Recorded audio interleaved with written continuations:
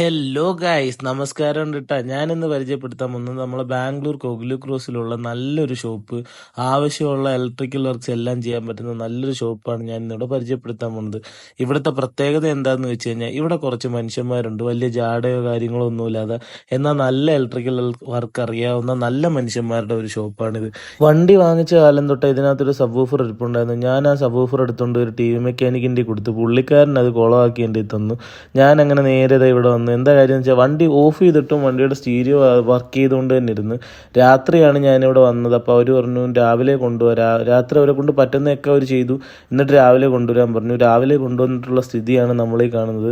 അവരെ കഴിവിൻ്റെ പരമാവധി ഒരു കഷ്ടപ്പെട്ട ഒരു അടിപൊളിയായിട്ട് ഇൻഡിക്കേറ്റർ കുറച്ച് പണിയുണ്ടായിരുന്നു. ഇൻഡിക്കേറ്ററെല്ലാം ശരിയാക്കി വണ്ടി അടിപൊളിയാക്കി. കംപ്ലൈൻറ്റ് ഇതായിരുന്നു, സ്റ്റീരിയോ നമ്മൾ ഇത് ഓഫ് ചെയ്താലും കീ ഓഫ് ചെയ്താലും ഓഫ് ആവത്തില്ലായിരുന്നു. ഇപ്പോൾ കണ്ടോ, കറക്റ്റായിട്ട് ഓഫ് ആവുന്നുണ്ടോ? ഞാൻ പോലും അറിയാതെ വണ്ടിക്കകത്തൊരു പട്ട കയറ്റി വെച്ചിരുന്ന ഒരു അധികപ്പറ്റായിട്ടുള്ളൊരു ക്യാമറ ആയിരുന്നു. അതിനെ നമ്മൾ കറക്റ്റായിട്ട് ഒരു ഹോള് കൊടുത്ത് സ്ഥാപിച്ചിട്ടുണ്ട്. ഇനി അവൻ അനാഥനല്ല. പജേറോയിൽ മെറ്റൽ പാർട്സ് കൂടുതലായതുകൊണ്ട് തന്നെ വണ്ടി നമ്മൾ റിവേഴ്സ് എടുക്കുന്ന സമയത്ത് സെൻസർ ഇല്ല എന്നുണ്ടെങ്കിൽ ഒരു വണ്ടിയിൽ തട്ടിക്കഴിഞ്ഞാൽ ആ വണ്ടിയുടെ കാര്യം പോകുകയാണ്, നശിപ്പിച്ച് കൈ തരും. ഈ പൊട്ടൻ തൊട്ട് കഴിഞ്ഞാൽ കണ്ടവൻ്റെ കിറിയും വലിച്ചെടുത്തുകൊണ്ടേ എടുത്തുള്ളൂ. സോ അത് കാരണം നമ്മൾ സെൻസർ ഫിറ്റ് ചെയ്തിട്ടുണ്ട്. ബില്ല് വന്നപ്പോൾ സെൻസറും ലേബറും എല്ലാം കൂടെ ആയിട്ട് എനിക്ക് ഏകദേശം 2800 രൂപ ആയുള്ളൂ. പ്ലേസ് മസ്റ്റ് വിസിറ്റ് ആണ് കേട്ടോ. ഞാൻ തൃശ്ശൂർ കടിയാണ്.